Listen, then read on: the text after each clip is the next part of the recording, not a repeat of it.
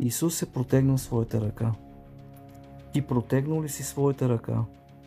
Готов ли си за тази промяна? Готов ли си за предизвикателствата? Готов ли си за приключение с Господа? Готов ли си да следваш своя Бог?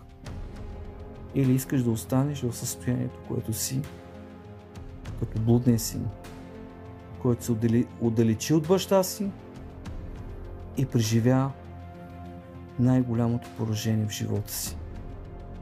Но слава на Бога, че се осъзна и реши в сърцето си. И не само реши в сърцето си, но отиде и го направи. Да отида при баща си, да стане един от слугите му.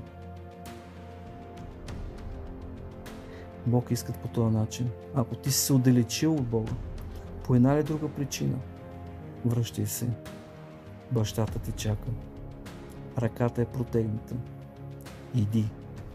Той те чака. Не да те осъди. Той те чака, за да те прегърне. Той те чака, за да може да преживееш чудото на промяната в